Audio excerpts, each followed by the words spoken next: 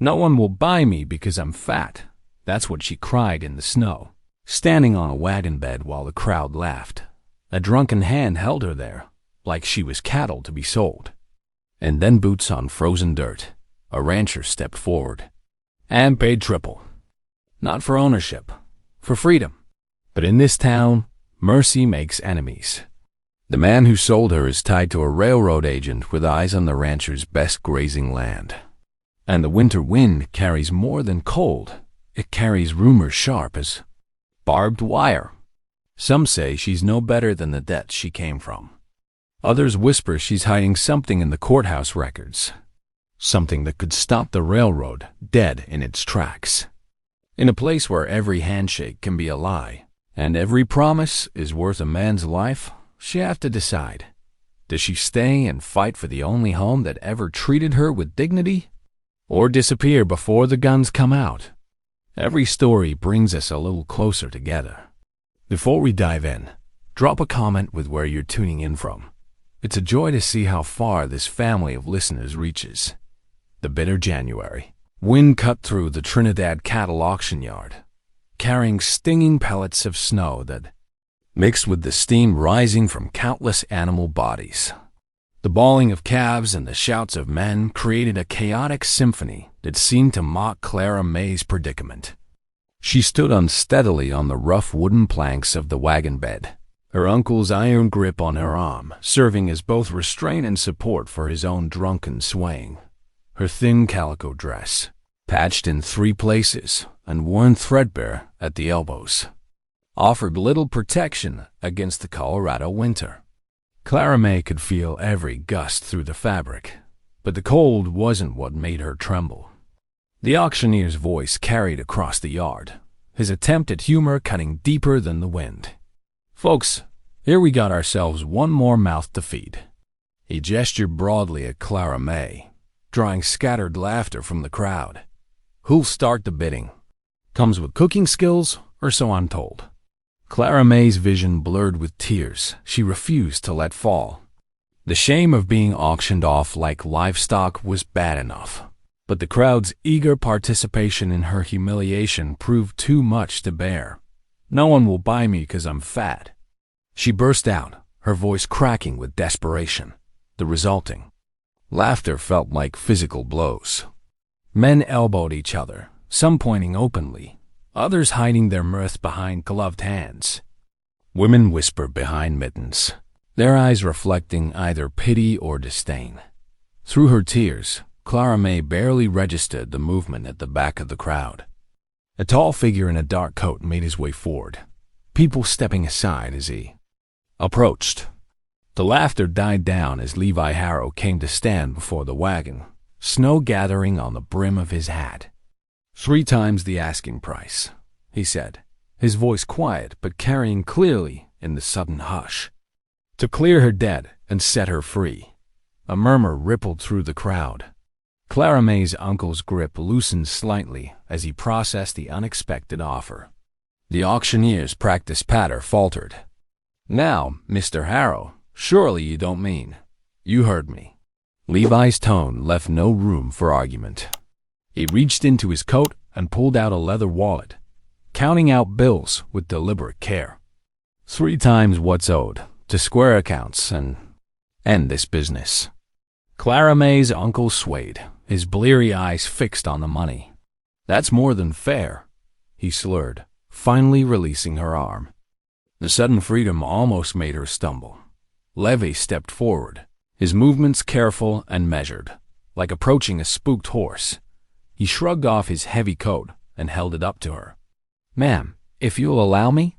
Clara May stared at him, searching his weathered face for any sign of mockery or ill intent. She found only patience and what looked like genuine concern in his eyes. With trembling hands, she accepted his help climbing down from the wagon. The coat settled around her, shoulders heavy with his warmth and smelling of leather and wood smoke. It engulfed her completely, and for the first time that day, she felt something close to safe. "Much obliged," she managed to whisper, her voice barely audible above the renewed murmuring of the crowd. Levi touched the brim of his hat in acknowledgement.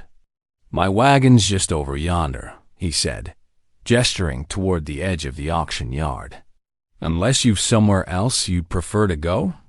Clara May glanced back at her uncle, who was already counting the money with unsteady hands, then at the steady hands, then at the jurisdiction and putu, watching townspeople. She had nowhere else, and they both knew it. "No, sir. Your wagon will do fine." They walked slowly through the crowd, which parted before them like water. Clara May kept her eyes fixed on the snowy ground, but she couldn't block out the whispers that followed their passage. "Did you see Harrow's gone soft? That poor man, what's he thinking?" Each step felt like walking through deep mud, her legs heavy with uncertainty. She had no idea what waited for her at the end of this walk. Levi Harrow might have acted nobly in public, but she'd learned early that men's kindness often came with hidden costs. The snow continued to swirl around them, dusting their shoulders and catching in Clara May's loose hair.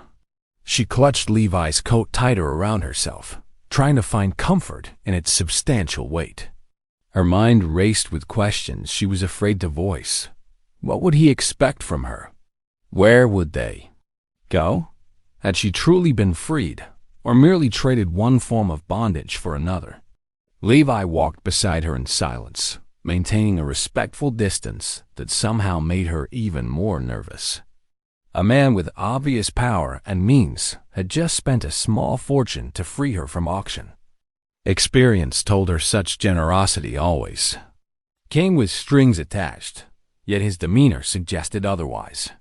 The contradiction left her feeling unmoored, adrift in uncertainty as surely as the swirling snow obscured the horizon dot as they neared his wagon. Clara May gathered her courage. She had to know. "Mr. Harrow," she began, her voice stronger than she felt. "Why did you do that?" He paused then, turning to face her fully. Snow gathered on his hat brim as he considered his answer. When he spoke, his words were careful and clear. Because no person should be sold like cattle, least of all in a Christian town in the year of our Lord 1881. The simple dignity of his answer struck her silent. She studied his face again, looking for any hint of deception, but found only the same steady honesty she'd seen before. It was almost more frightening than finding a hidden agenda would have been. Kindness without obvious motive was foreign territory to Clara May, and she didn't know how to navigate it. The snow fell harder now, adding urgency to their situation. Levi gestured to his wagon, a solid vehicle with a canvas cover stretched over iron hoops. "We should get out of this weather," he said. "Then we can discuss your options if you're willing." Options. The word echoed in Clara May's mind as she looked at the wagon. It had been years since she'd had any real choices to make about her own life. The prospect was both thrilling and terrifying. Behind them, the auction yard's noise continued unabated. Cattle bawling, men shouting, commerce, grinding on as if nothing extraordinary had happened. But for Clara May, standing in borrowed warmth beside a stranger's wagon, everything had changed. She just wasn't sure yet if it was for better or worse. Levi's strong hand steadied Clara May as she climbed into the wagon bed. He arranged thick wool blankets around her shoulders, tucking them carefully to block the bitter wind. The gesture reminded her of how her father used to fuss over her on cold mornings, before the fever took him and her mother both. "There now," Levi said, his breath clouding in the winter air. "That should keep you warmer than that thin dress." He climbed up onto the wagon seat and gathered the reins. With a gentle click of his tongue, the team of horses moved forward, their hooves crunching through the fresh snow. Asterisk. The auction yard's noise faded behind them as they made their way down Trinidad's main street. Clara May watched the town recede through the wagon's back opening, hardly daring to believe she was truly leaving. The blankets smelled of cedar and horse, clean, honest scents that helped settle her churning stomach when the last building disappeared around a bend. Clara May found her voice. "Mr. Harrow," she said softly, "I still don't understand. Why would you spend so much money on a stranger?" Levi kept his eyes on the trail ahead, but she saw him considering her question. "No decent man stands by while a woman gets sold like a calf," he said finally. "Don't matter if I know you or not. It ain't right." The simplicity of his answer made her throat tight. They rode in silence as the wagon followed the winding trail north, passing frozen creeks where bare cottonwood branches reached toward the gray sky. The afternoon light grew thin and pale, filtering through clouds heavy with more snow. At a fork in the trail, Levi pulled the team to a stop beside a small stream that hadn't quite frozen over. "Need to water the horses," he explained, climbing down. While the animals drank, he reached into his saddlebag and pulled out a paper-wrapped package. "Hungry?" he asked, offering her some dark bread and a piece of dried beef. Clara May's pride warred briefly with her empty stomach before she accepted the food with trembling fingers. "Thank you," she whispered, taking small bites to make it last. She couldn't remember the last proper meal she'd had. The early winter. Dusk was settling in when they finally crested a small rise. Below them stretched a ranch yard, neat and well-kept despite the snow. A low house built of squared logs sat solidly against the landscape, warm lamplight glowing in its windows. Smoke curled from the stone chimney, promising warmth within. Men emerged from the barn as the wagon approached. One was lean and weathered, probably in his 50s, while the other was younger with a distinctly Mexican cast to his features. They watched the wagon's approach with obvious curiosity. "Walt, Benny," Levi called as he drew the team to a halt. "This here's Miss Clara May Whitcomb. She'll be staying with us a spell." The older man, Walt, touched his hat brim politely. Enough, but Clara May caught the skeptical look he exchanged with the younger ranch hand.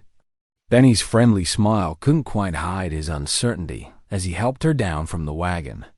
"Welcome to Triple H Ranch, Senorita," Benny said, his accent warm and musical. "Let me take those blankets for you." Inside, the house was plain, but clean, with a pot-bellied stove radiating blessed heat.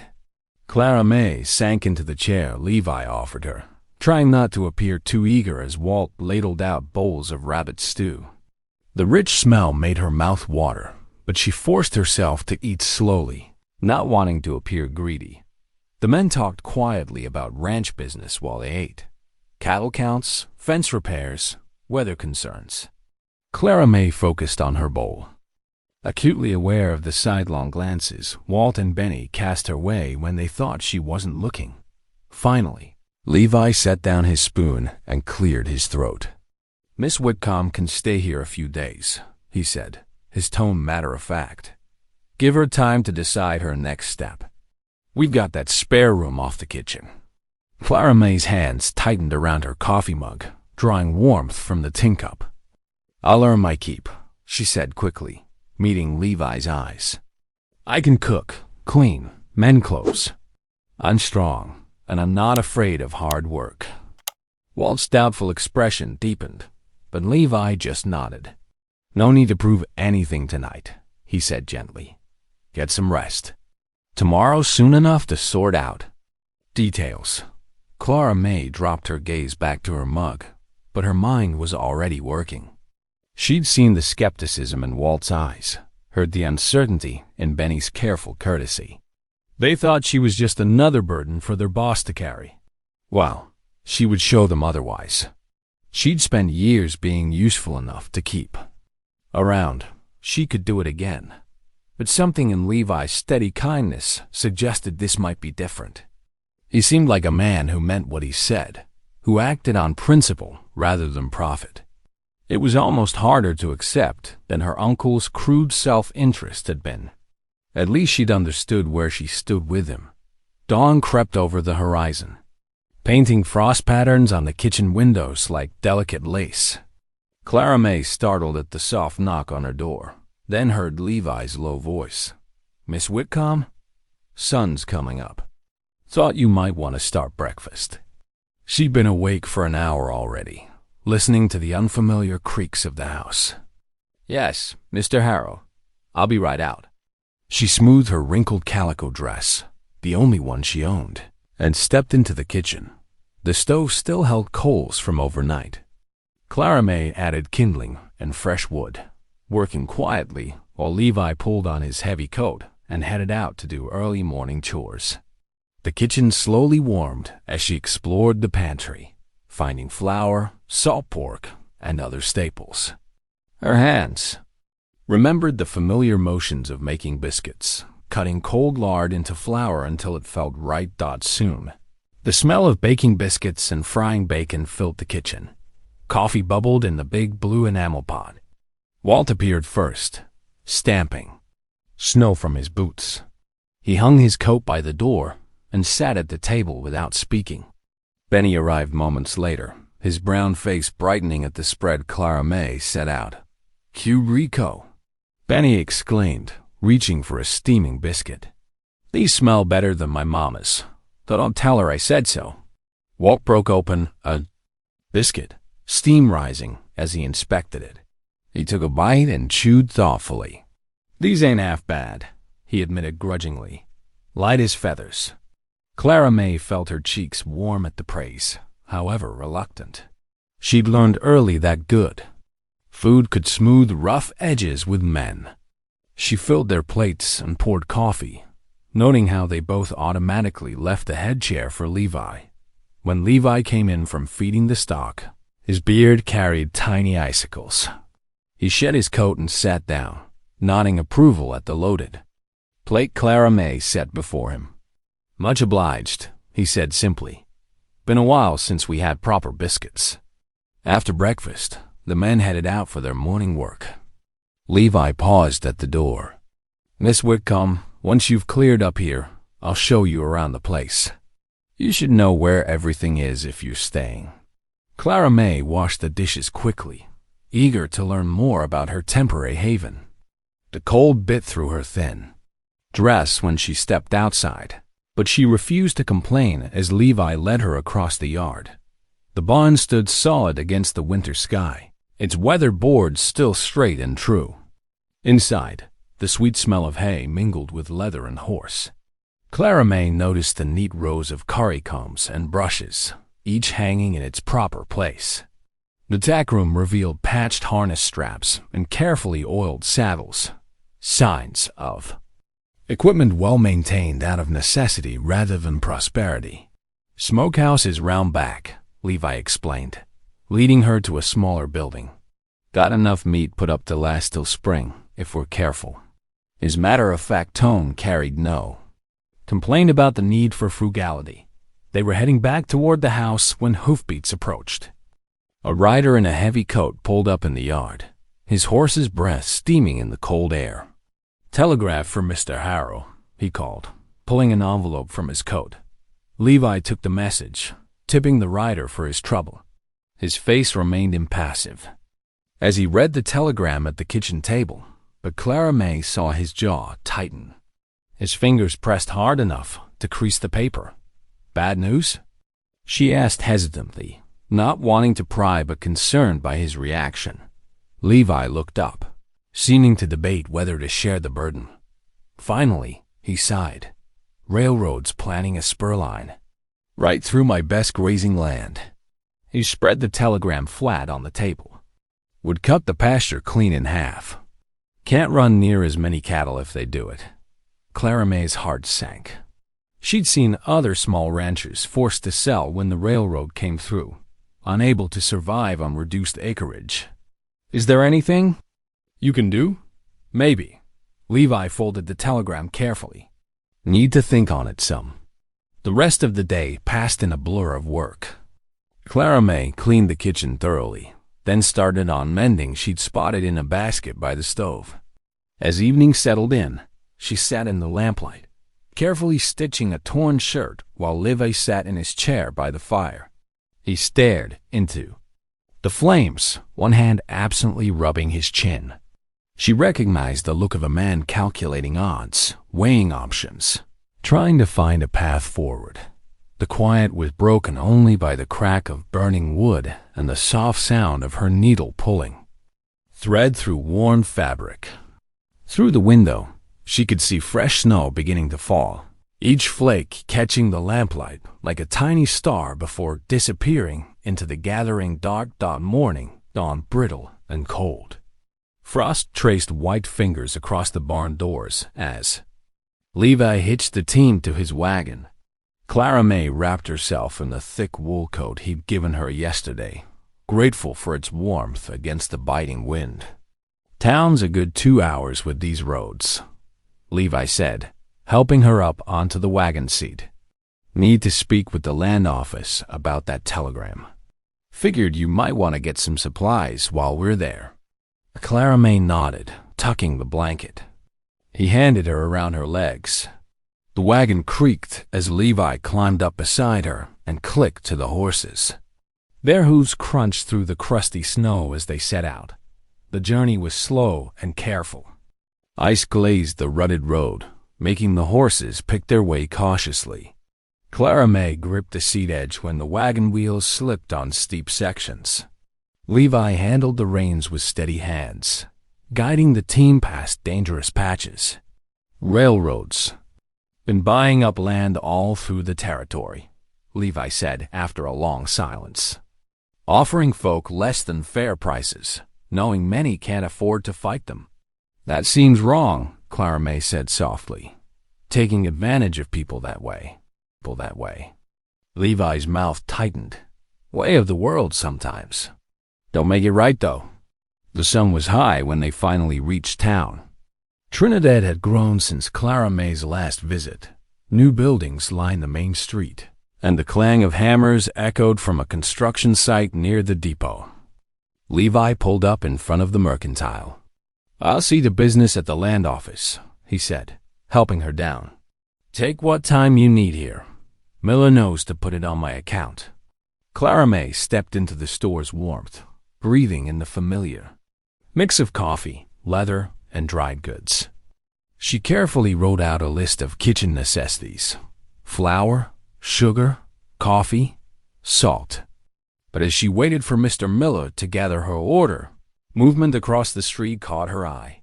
Through the store window, she saw a familiar figure that made her stomach clench. Her uncle, swaying slightly as he always did by mid-morning. He stood talking to a well-dressed stranger in a city overcoat and bowler hat. The stranger gestured expansively, then handed something to her uncle that disappeared quickly into his coat pocket. The store bell jangled as Levi entered, stamping snow from his boots. His expression was dark as thunder clouds. Clara May didn't have to ask how his meeting had gone. The answer was written in every line of his face. The well-dressed stranger from outside appeared in the doorway. "Mr. Harrow," he said smoothly. "Morgan Pike, Railroad Land Office. I trust my colleagues explained the situation clearly?" "Clearly enough," Levi said shortly. "Don't make it right." Pike's smile didn't reach his eyes. "Progress comes whether we want it or not. Better to profit from it than stand in its way." He touched the brim of his hat. "Good day to you both." Clara May watched him leave, her hands trembling slightly as she gathered her wrapped packages. The ride home seemed longer, the wagon silent except for the creak of leather and the horse's steady breathing. "That man was Pike," she said finally, when the town was well behind them. "The one in the brown coat. That was my uncle." Levi glanced at her sharply. "You're certain?" She nodded. "He's been in trouble for debts before. That's why ... double quotes." She swallowed hard. "That's why he was so eager to sell me, to clear what he owed. And now he's working with Pike." Levi's voice was grim. "Reckon that's no coincidence." Darkness had fallen by the time they reached the ranch. A lamp burned in the barn, and they could hear Walt's voice speaking low and steady. They found him crouched beside a young calf, running his hands over its swollen belly. "Colic," he said shortly, looking up at Levi. "Been with him near 2 hours. Now, won't settle."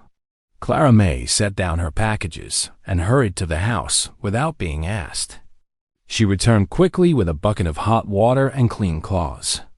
Walt's eyebrows rose in surprise, but he nodded thanks as she knelt beside him. "My aunt raised dairy cows," she explained, soaking a cloth in the steaming water. "I've seen this before." Together they worked over the calf, applying warm compresses and gentle massage. Gradually the animal's breathing eased, its rigid belly softening. Walt sat back on his heels, studying Clara May with new consideration. "Reckon, you're way around stock," he said finally. It wasn't exactly praise, but his tone held a respect that hadn't been there before. Clara May gathered the wet cloths, her cheeks warm despite the cold air. "I know about taking care of things that need help," she said quietly. "That's all." Levi watched from the barn door, his expression thoughtful as Clara May carried the empty bucket back to the house. The lamplight spilled across the snow, marking a bright path through the darkness.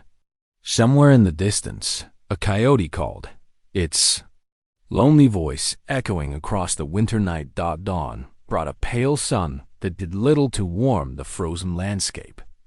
Clara May pulled on her borrowed coat and stepped out into the crystalline morning, her breath clouding in the bitter air. The sound of axes hitting ice echoed from the stock tanks where Levi and Walt were already at work. "Morning, Miss Clara," Benny called from the barn door, his arms full of hay. "Reckon we could use another pair of hands with the feeding, if you're willing." Clara May nodded, following him into the barn's relative warmth. Together, they moved down the line of stalls, measuring out feed for the horses. The familiar work settled her, memories of mornings at her aunt's farm guiding her movements. "You've done this before," Benny observed, watching her check each animal's water. "Since I was tall enough to reach the feed bins," she replied, allowing herself a small smile. "Animals don't care what you look like, long as you treat them right." Outside, they joined Levi and Walt at the stock tanks.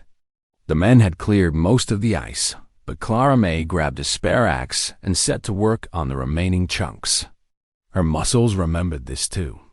The swinging crack, the satisfying splash as frozen sections gave way to dark water beneath. "Much obliged," Levi said quietly when they finished. His eyes held approval, noting her capable hands and steady work. The morning sun had barely touched the kitchen windows when they gathered for coffee. Steam rose from their cups, warming cold, reddened fingers.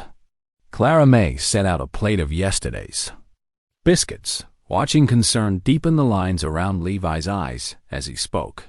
"Pike's pushing the deal through," he said heavily. "Got word he's meeting with the territorial judge next week. Man's known for favoring railroad interests." Walt cursed softly. "Ain't right, them taking whatever land they want." "Law's on their side," Levi replied, "unless we can prove otherwise." The morning passed in steady work, mending harness straps, checking fences, doing what needed doing. Clara May lost herself in the rhythm of it, grateful for tasks that kept her hands busy and her mind from dwelling on darker thoughts. It was mid-afternoon when hoofbeats announced a visitor. An elderly Apache man rode into the yard on a paint horse, his silver hair bound back with a leather tie. He carried a bundle wrapped in deerskin across his saddle. "Josiah," Levi called in greeting, walking out to meet him. "Good to see you, friend." "Harold," the man replied, dismounting with careful grace. His dark eyes took in Clara May's presence with quiet interest. "I bring venison to trade, and news you should hear." Clara May helped Benny stable Josiah's horse, while Levi led their visitor inside. When she entered the kitchen, the two men sat at the table, heads bent in serious discussion. The smoked venison lay unwrapped between them, its rich scent filling the room. "This land," Josiah was saying, his voice soft but clear. "It was granted to my people by treaty, before the war with Mexico. 1845, I think. The boundaries included what is now your ranch. Levi leaned forward. You're certain? My grandfather was there when it was signed. The story passes down. Josiah's weathered hands traced an invisible map on the table. If the treaty still stands, the railroad cannot take what was never theirs to claim. Clara May found herself drawn closer, mind working quickly. Would there be a copy somewhere? In writing? Josiah turned to study her, approval flickering in his eyes at the sharp question. The courthouse in Trinidad might hold such papers, if they have not been lost. Like other promises, Levi said grimly. Yes, Josiah nodded. But this one, perhaps, still has teeth. The sun was setting when Josiah rode out, leaving behind both venison and hope. Clara May busied herself in the kitchen, rolling out dough for apple dumplings while her mind turned over possibilities.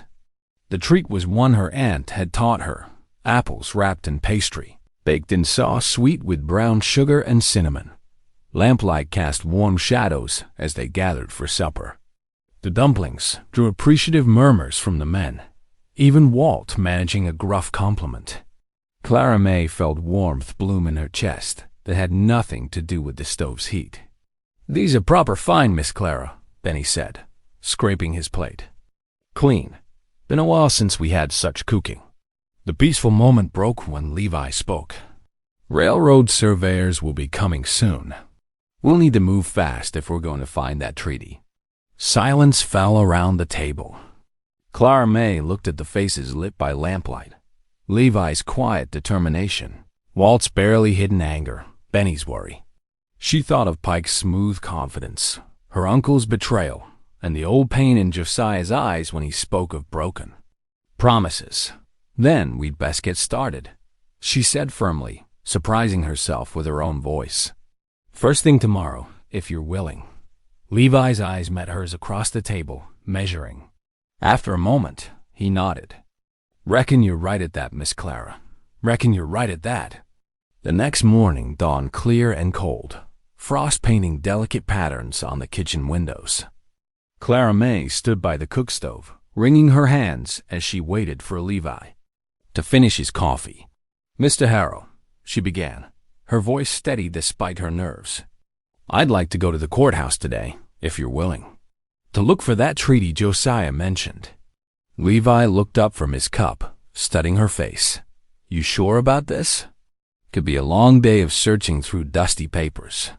I'm sure, Clara said firmly. I can read well enough, and 4 eyes are better than 2. A hint of a smile touched Levi's weathered face. All right then, let me hitch up the wagon. Outside, the air bit sharp and clean. Levi helped Clara up onto the wagon seat, then wrapped his old buffalo coat around her shoulders. The thick fur still held his scent, leather and tobacco and wool. Can't have you freezing before we get there, he said, checking the coats. Collar was snug around her neck. The simple kindness of it made Clara's throat tight. Light snow began falling as they set out, tiny flakes dancing in the morning light. The wagon wheels creaked over the frozen ground, their breath making white clouds in the winter air. Clara found herself stealing glances at Levi's profile, noting how his jaw was set with determination. Trinidad's courthouse stood proud on its hill, red brick stark against the pale sky. Inside, the clerk barely looked up from his ledger when they approached his desk. Land records? He drawled, clearly bored. Current ones are there. He gestured vaguely toward a shelf.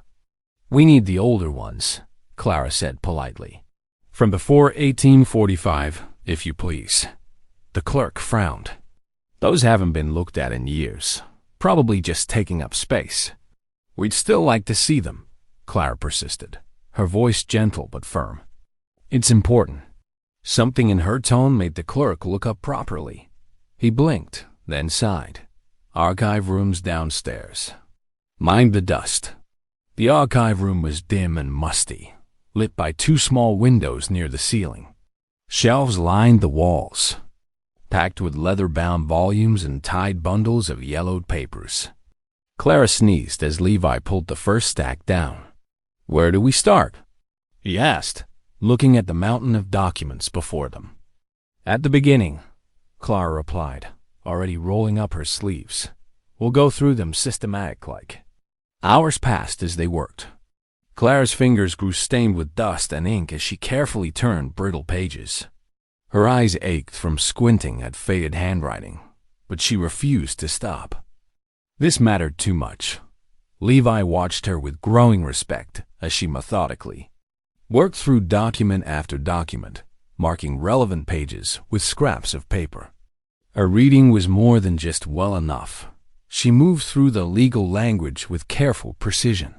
"My aunt taught me," Clara explained when she caught his surprised look. "Said reading was freedom, and she wouldn't let me grow up without it."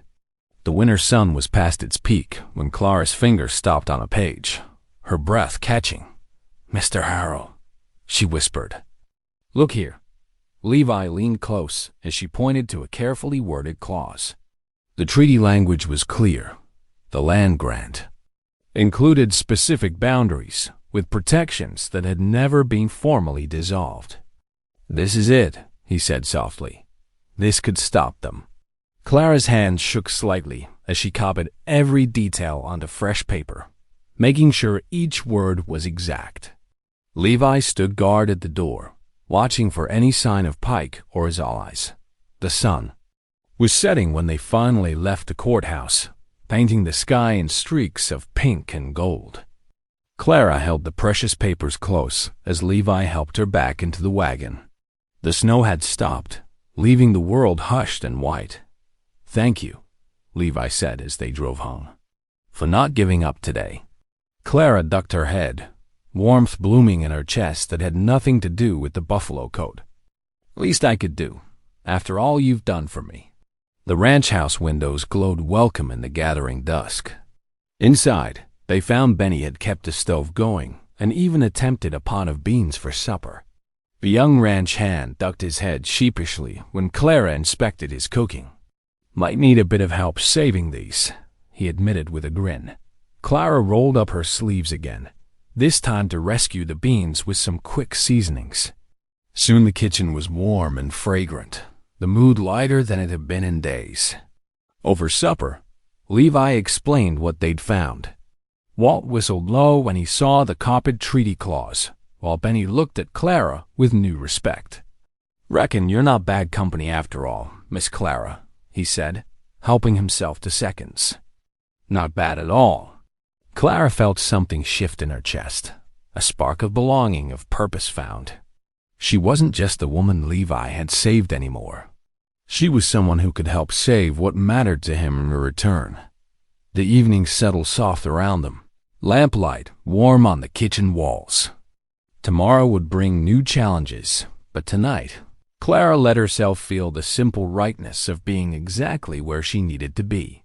The next morning, Clara woke before dawn to start the day's baking. Through the kitchen window, she watched. Levi trudged through fresh snow to his small office, a former tack room he'd converted years ago. Paper and pen occupied his mornings now, each carefully worded letter to the territorial governor and the pueblo. Lawyer another weapon in the fight for his land. She kept his coffee cup full as he worked, learning to read his expression. The furrow between his brows when he struggled with phrasing, the way his jaw set when he had to explain something complicated. By mid-morning, sealed envelopes sat ready for the next mail run. The second day followed much the same pattern. Clara mended shirts while watching bread rise, patching worn elbows and replacing lost buttons. Her needle flashed in the winter sunlight. As she worked, adding neat rows of stitches to torn jacket linings. Outside, Walt and Benny tended the cattle, their voices carrying across the yard as they called to each other. On the third morning, the wind changed. Clara felt it first, a sharp edge to the air that made the horses in the corral toss their heads and snort. Dark clouds rolled in from the north, heavy with snow. "Storm's coming," Levi announced at breakfast, studying the sky. "Best get the stock clothes in." By mid-morning, the blizzard hit full force. Wind howled around the corners of the house, driving snow so thick it turned the windows white. Clara added wood to the stove, keeping the kitchen warm as everyone huddled inside. "No use fighting it," Walt said, stamping snow from his boots after checking the barn one last time. "We're stuck here till it blows over." They gathered around the kitchen table, the familiar space becoming a shelter from the storm. Benny brought out a worn deck of cards, and Clara set a pot of coffee to boil. The hours passed in comfortable industry. Walt worked on braiding a new lead rope, while Levi cleaned his tack with practiced hands. As afternoon deepened into evening, stories began to flow as naturally as the coffee. Tales of cattle drives and spring floods, of horses broken and deals made.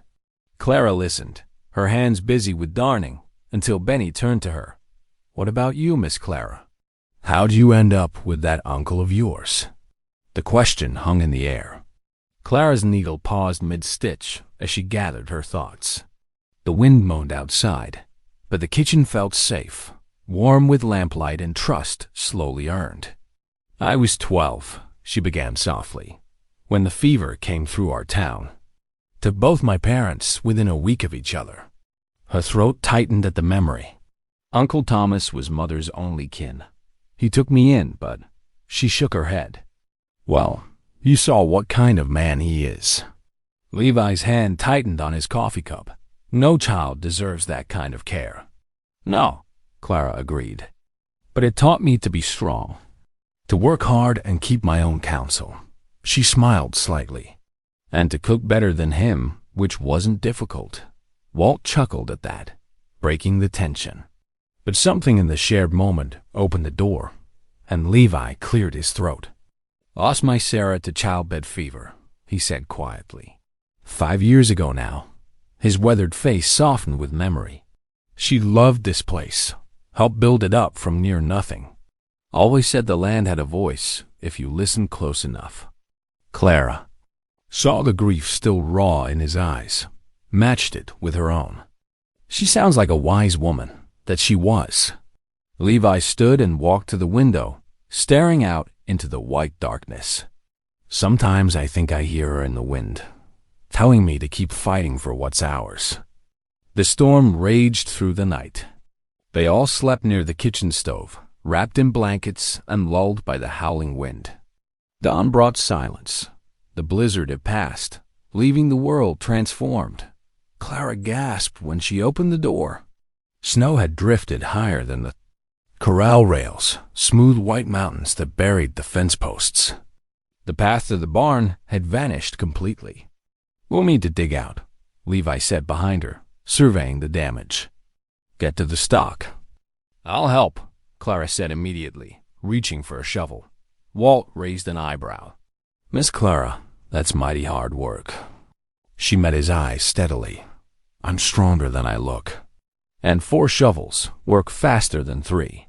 They worked through the morning, cutting paths through drifts that sometimes reached chest high. Clara's arms ached and her back protested, but she kept pace with the men. Sweat froze on her forehead as she lifted each heavy shovelful of snow. By noon, they had cleared paths to the barn and corrals. Clara's clothes were soaked with snow and exertion, but pride warmed her when she saw Walt's approving nod. "Never thought I'd say this," he admitted, "but you've got grit, Miss Clara. Real grit." Levi helped her up the porch steps, noting how she tried to hide her trembling muscles. "Get warm," he said gently. "You've more than earned your rest." Inside, changing into dry clothes, Clara caught her reflection in the small mirror.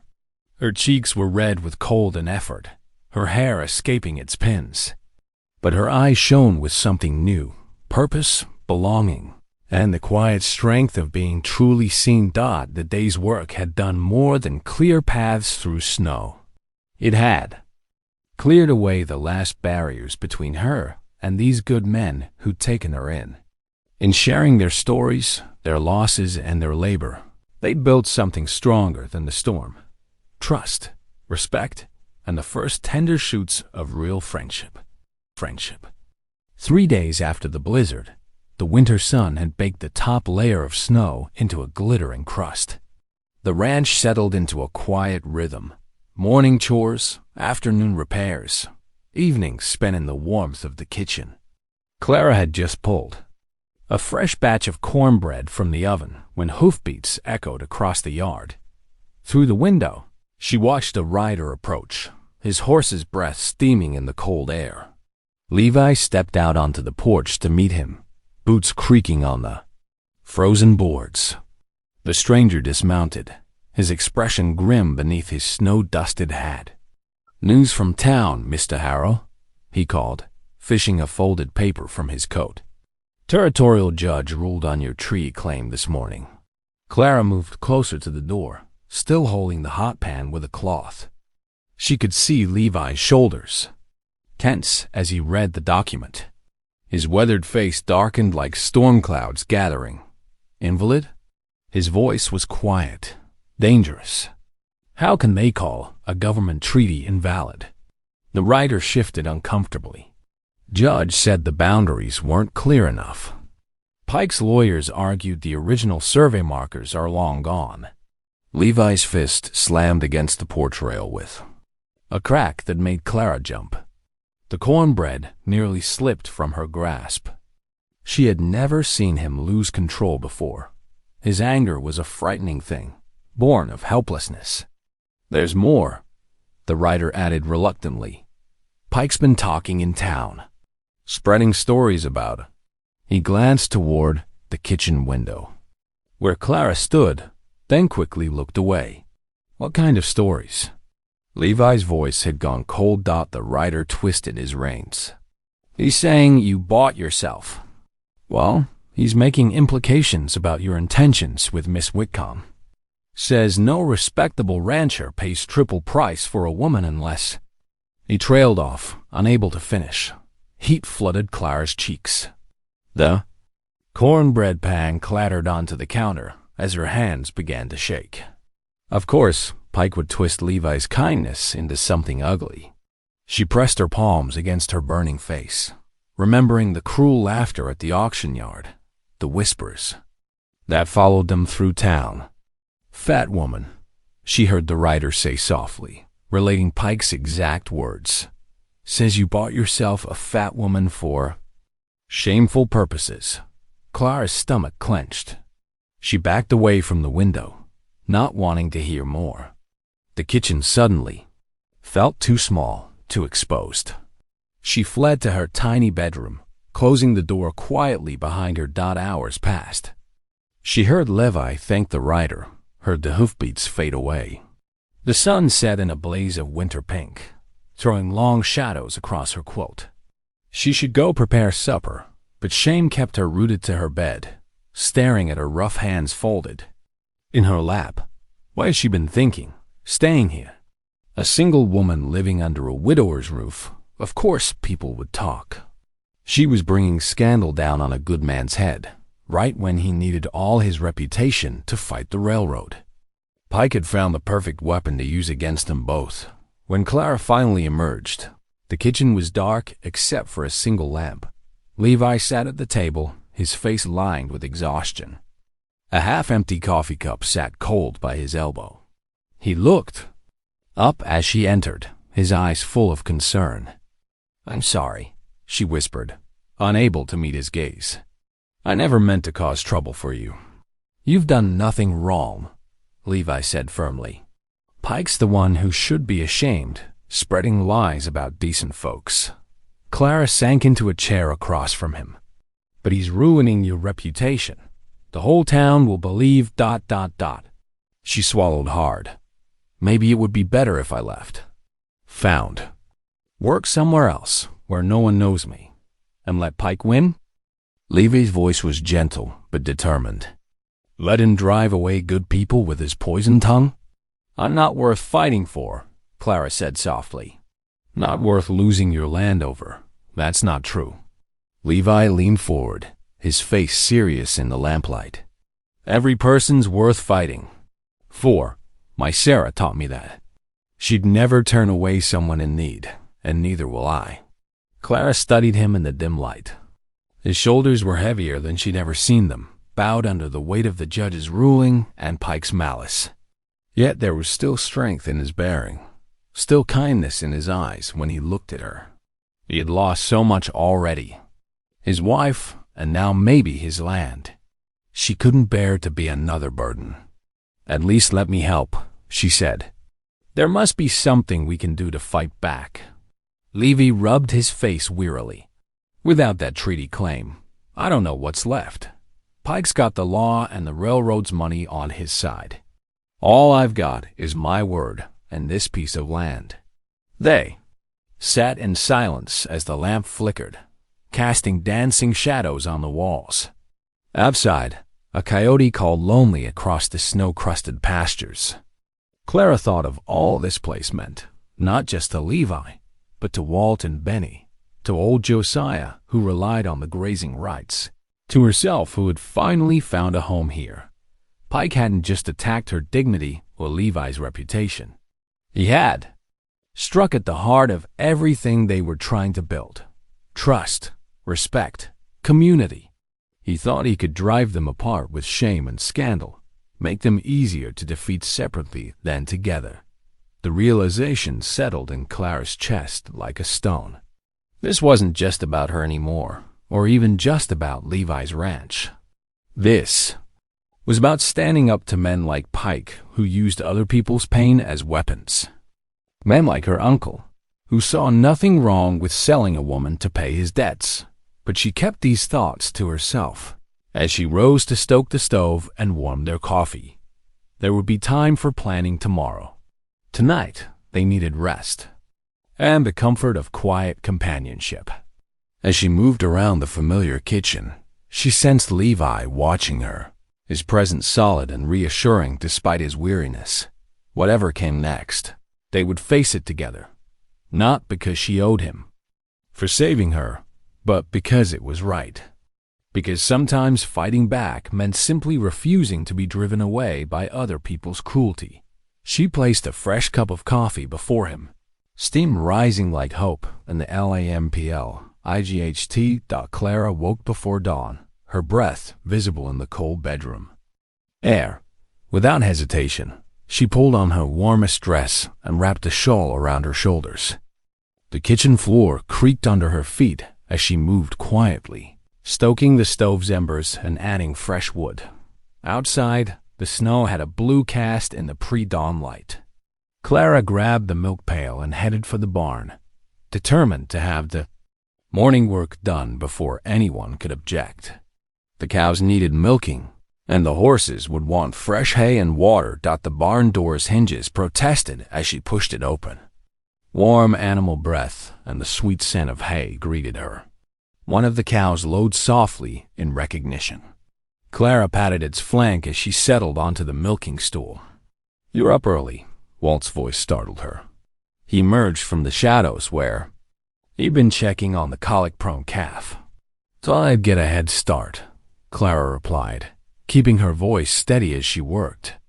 The milk pinged rhythmically against the metal pail. Walt studied her for a moment. "Heard about Pike's lies. Don't let him chase you off." Clara's hand stilled briefly. "I aim to earn my place here, fair and square." "Reckon you already have," Walt said gruffly, then turned to his own chores. By the time Levi and Benny appeared, Clara had the milk strained, coffee brewing, and biscuits in the oven. Neither man commented on her early rising, but Levi's eyes held quiet approval. The morning passed in steady work, feeding stock, breaking ice in the troughs, mending a broken fence rail. Around noon, hoofbeats announced a visitor. Clara looked up from gathering eggs to see Josiah Redbird riding in, his dark blanket coat dusted with snow. The elderly Apache dismounted carefully, carrying something wrapped in oilcloth under his arm. His weathered face was solemn as he greeted Levi, who had come out to meet him. "News travels fast," Josiah said. "The judge was wrong about the treaty."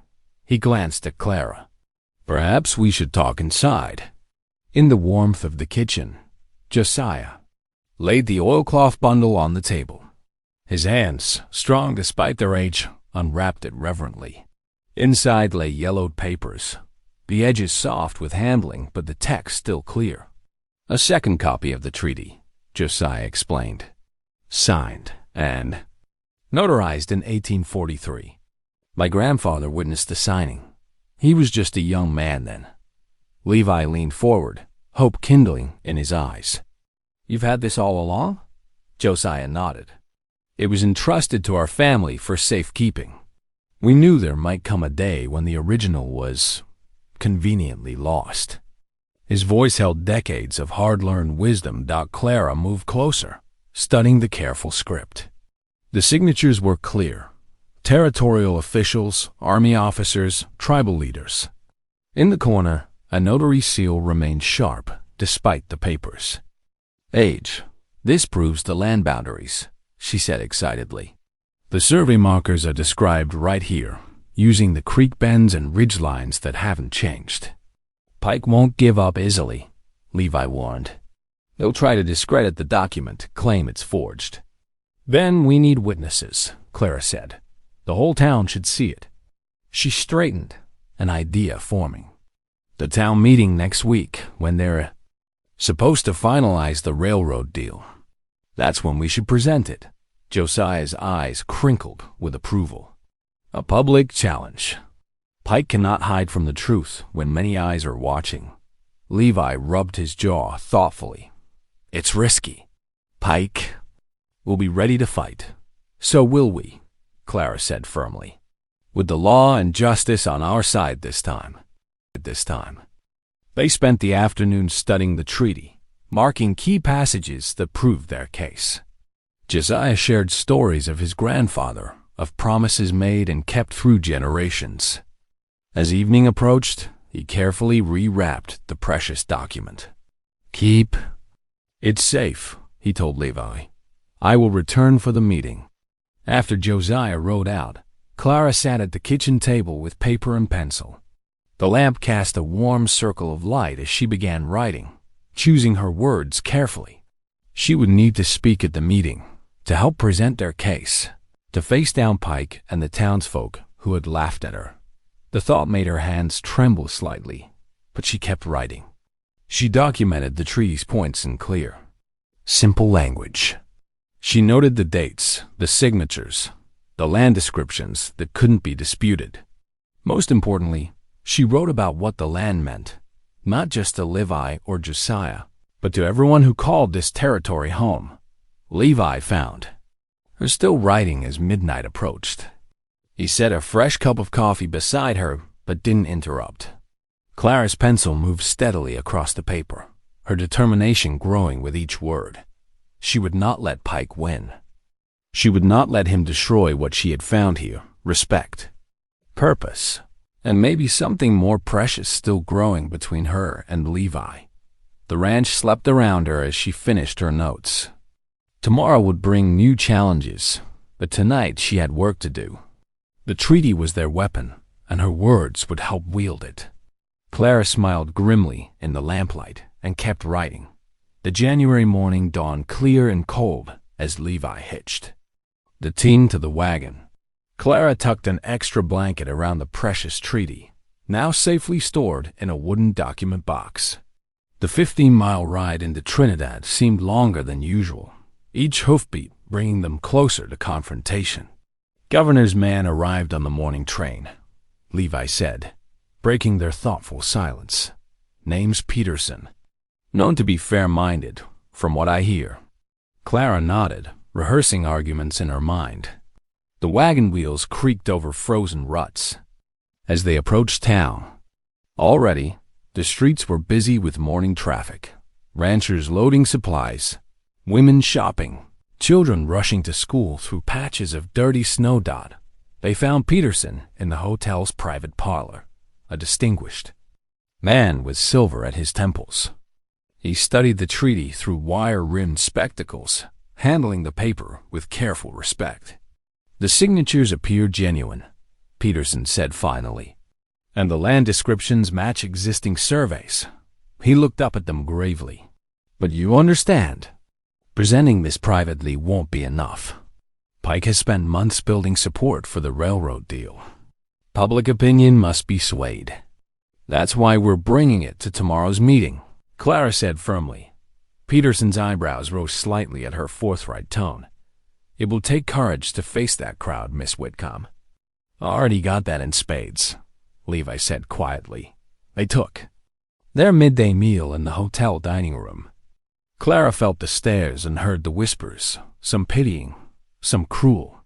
She lifted her chin and focused on her plate, refusing to shrink from their judgment. Levi's steady presence beside her helped steel her resolve. The ride home was silent except for the horses' breathing and the wagon's familiar sounds. After supper, Clara stood before the fireplace, practice speech in hand.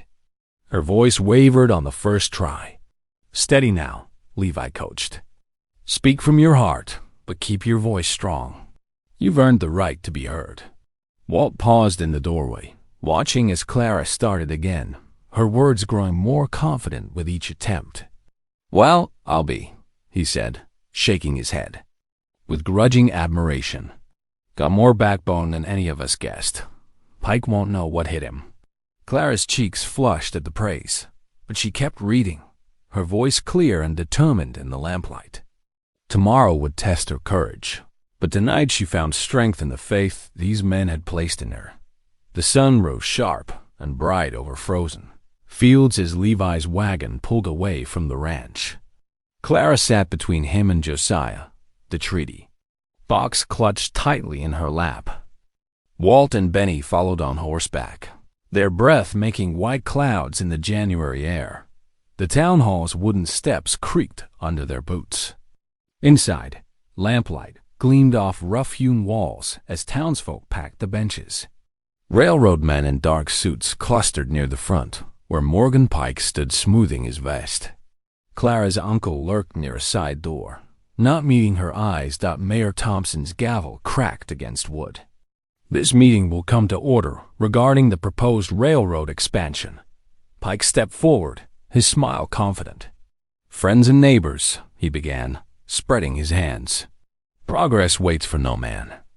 This rail line means prosperity for all of Trinidad. New markets for cattle, goods at better prices, connections to the wider world. He gestured expansively. Who among us would stand in the way of such advancement? I would. Clara's voice rang clear as she rose. Whispers rippled through the crowd as she moved to the front, treaty box in hand. Her hands trembled slightly as she lifted out the weathered document, but her voice stayed steady. This treaty, signed and witnessed in 1843, protects these lands from seizure. She read the key passages, her words cutting through the sudden silence. My uncle helped hide its existence, taking bribes from Mr. Pike to keep quiet. They knew this document would stop their plans. The room erupted. Pike's face drained of color as Governor's Representative Peterson stepped forward to examine the treaty. Clara's uncle edged toward the door, but found Deputy Martinez blocking his path. This meeting is suspended, Peterson announced, his voice carrying over the chaos. All railroad negotiations will halt pending a full investigation of these claims and verification of the treaty's terms. Pike sputtered protests, but his smooth manner had cracked. Clara felt Levi's hand squeeze her shoulder as townsfolk pressed forward to see the treaty themselves. Her uncle's wrists were already in the deputy's MANCL East Dot. She had done it. The truth was out, and with it, the ranch was safe. The townspeople filed out of the hall in twos and threes, their boots scuffing against worn floorboards. Clara stood near the treaty box, watching faces change as people passed. Men who'd laughed at the auction now touched their hat brims, eyes downcast. Women who'd turned away in the street stopped to squeeze her hand. Miss Whitcomb, old Mrs. Peterson said, her weathered face creased with shame. I reckon we misjudged you something fierce. Levi moved through the crowd to shake the governor's representative's hand. Much obliged for your help, sir, he said, his voice carrying the weight of genuine gratitude. Josiah carefully wrapped the treaty in its oilcloth covering. "The truth has power," he said softly. It needed only the right voice to speak it. Deputy Martinez led Clara's uncle past them, the man's protests echoing off the walls. "I didn't do nothing wrong. That tree's worthless." The heavy jail door clanged shut, cutting off his words. Outside, the winter sun had warmed the boardwalks. Clara and Levi made their way to Jameson's general store for supplies. The bell chimed as they entered, and Mr. Jameson himself hurried forward. His manner, usually cool and distant, had thawed considerably. "Miss Whitcomb, Mr. Harrow," he said, nodding to them both. As they gathered their items, he slipped an extra bag onto the counter. "Best coffee I've got." "On the house, Miss Whitcomb." "Least I can do." The wagon wheels creaked a steady rhythm on the ride home. Snow-covered peaks gleamed against the blue sky as Clara and Levi talked quietly about the future. "We'll need new fencing along that disputed line," Levi said, handling the reins with practiced ease. "Make sure everyone knows exactly where they stand." Clara watched the familiar landscape roll past, seeing it with new eyes. "I'll help," she said firmly. "Whatever needs doing." Levi glanced at her, a smile touching the corners of his mouth. "Reckon you've already done more than your share, Clara May." She shook her head, feeling the weight of belonging settle around her shoulders like a warm shawl. The ranch is home now, and home's worth working for. The week after the town meeting brought a welcome return to routine at the Harrow Ranch. Morning frost painted the windows with delicate patterns as Clara stoked the kitchen fire each dawn. The familiar sounds of cattle lowing and horses stamping filled the yard while ranch hands moved through their chores with practiced ease. Levi spent his days marking spots for new fence posts along the disputed boundary. His shoulders, no longer tense with worry, moved easily as he worked the post-hole digger into the frozen ground. He'd return at dusk, boots heavy with mud, to find warm light spilling from the kitchen windows and the scent of fresh bread in the air. Neighbors dropped by regularly now, bringing congratulations and small gifts. Clara's fresh-baked loaves became her way of saying thank you, wrapped carefully in clean cotton and still warm from the oven. Mrs. Johnson from the next ranch over brought preserves, while the Cooper boys helped Walt repair a broken wagon wheel. Without being asked, one crisp afternoon, hoofbeats announced Josiah's arrival. He led 2 young colts, their winter coats shaggy and thick. The horses' breath steamed in the cold air as they pranced at the end of their lead ropes. "These ones will grow strong," Josiah said, handing the ropes to Levi. "Good blood in them. You'll need more horses for the work coming in spring." Levi's eyes crinkled at the corners. "This is too generous, old friend." Josiah shook his head. "A gift freely given brings joy to both sides." That evening, the kitchen glowed with lamplight as they gathered for supper. Benny told a story about a stubborn mule that had everyone laughing. Walt passed the cornbread without being prompted, and Clara noticed how naturally they all fit around the table now. "Been a long time since this place felt like a real home," Levi said quietly, his eyes meeting Clara's across the table. Heat rose in her cheeks, but Clara didn't look away. The warmth in his gaze matched the feeling that had been growing in her heart, the sense that she'd finally found where she belonged. Early spring painted the land in soft greens and golds as the morning sun climbed higher. Clara adjusted her shawl against the lingering chill while her horse picked its way carefully along the fence line. Beside her, Levi sat straight in his saddle, one hand resting easy on his thigh as he surveyed their work. Behind them, Walt and Benny bantered quietly while checking the new posts. Josiah rode slightly ahead, his experienced eye marking how the repair boundary followed the natural curve of the land. The railroad survey stakes that had once threatened to divide the pasture were gone now, leaving only prairie grass swaying in the morning breeze. Their horses' hooves crunched over patches of melting snow as they made their way toward the ridge. Fresh shoots of grass poked through the winter-brown earth, promising the fullness of spring to come. A meadowlark's song carried clear across the open space dot at the top of the rise. They drew their mounts to a halt. The sun had begun its slow descent, painting the western sky in sheets of gold. Light spilled across the prairie like honey, catching in Clara's loose hair as the wind lifted it. Below them stretched the ranchlands, safe now and whole, and theirs. Levi turned in his saddle to face her, his weathered face softening with warmth. "You know something, Clara May?" His voice carried that gentle tone she'd come to treasure. "Paying triple for you at that auction was the cheapest bargain I ever made." Clara's laugh rang out bright and clear across the prairie. Her eyes sparkled as she met his gaze, all her old fears about her worth long forgotten. "And taking that offer was the best trade I ever took," she replied, her heart full and steady. Their horses shifted beneath them, ready to head home. As they turned back toward the ranch, their shadows stretched long and intertwined across the new grass. The setting sun gilded everything in sight, the fresh-mended fences, the grazing cattle, the distant roof of their house where lamplight would soon welcome them home. Clara looked around at their small family group.